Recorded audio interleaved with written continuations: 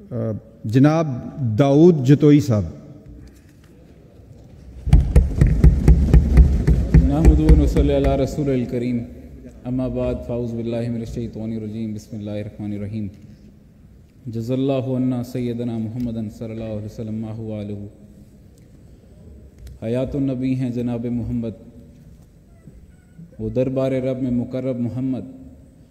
خدا مانتا ہے جو کہہ دیں محمد، ہم مر جائیں گے کہتے کہتے محمد صلی اللہ علیہ وسلم. سبحان اللہ.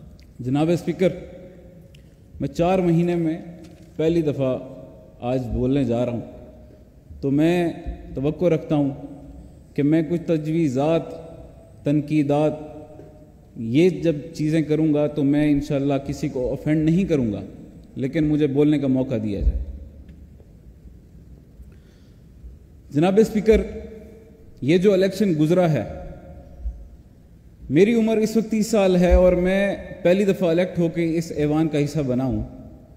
لیکن میں یاد کرواتا چلوں کہ اس ایوان سے کوئی تعلق ہمارا کوئی نیا نہیں ہے. 1946 کی قانون ساز اسمبلی، جو پہلی قانون ساز اسمبلی تھی، اس سے لے کر آج تک جتوئی خاندان اس ایوان کا حصہ رہا ہے. اور ہمیشہ جب بھی وہ اس ایوان کا حصہ رہا ہے تو اس نے ہمیشہ کچھ نہ کچھ لوگوں کو ڈیلیور کیا ہے. یہ نہیں کہ حکومتوں میں رہ کے، اپنی جائیداد کو آگ لگا کر لوگوں کو دیا ہے.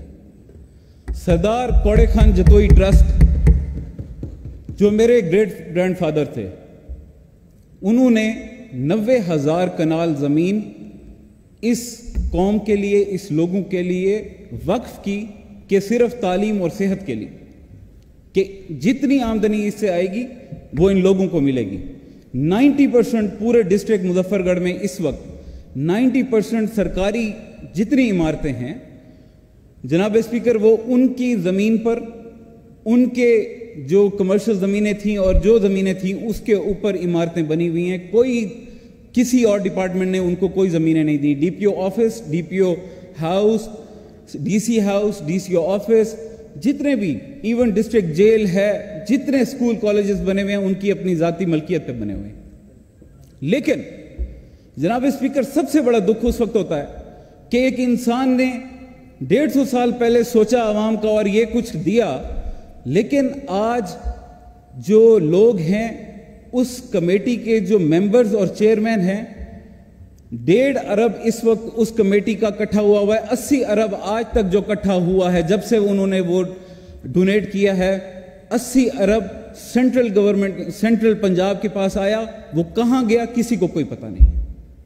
ہماری تحصیل میں ابھی تک، آپ کو بتاتا چلوں، علی گڑھ تحریک جو علی گڑھ یونیورسٹی اب بن چکی ہے، علی گڑھ تحریک میں جتنا ریونیو، جتنے ڈونیشنز پورے انڈیا میں اکٹھی ہوئی، نواب کوڑے خان جتوئی نے اکیلے دی.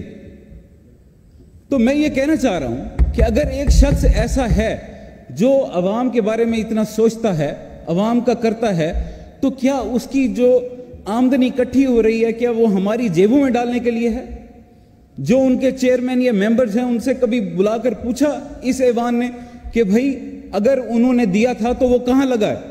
آج تک کسی نے کوئی جواب نہیں دیا. یہاں آ کر میں پوچھتا ہوں، ہماری تحصیل جتوئی ڈسٹرکٹ مظفر گڑھ 5 دریاؤں کے سنگم کے اندر، یعنی کہ ڈیلٹا میں ہے.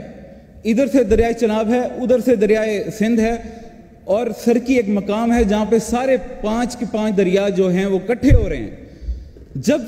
جب بھی گرمیوں کا موسم آتا ہے، ابھی موسم آ چکا ہے، یہ فلڈ کا موسم ہے. جب سے 2010 میں سب سے ڈیزاسٹرس جو ضلع قرار پایا تھا وہ مظفر گڑھ تھا، لیکن آج تک ضلع مظفر گڑھ کی یہ تقدیر ہے کہ اس کو اسی کا ریونیو اس پر نہیں لگایا جا رہا.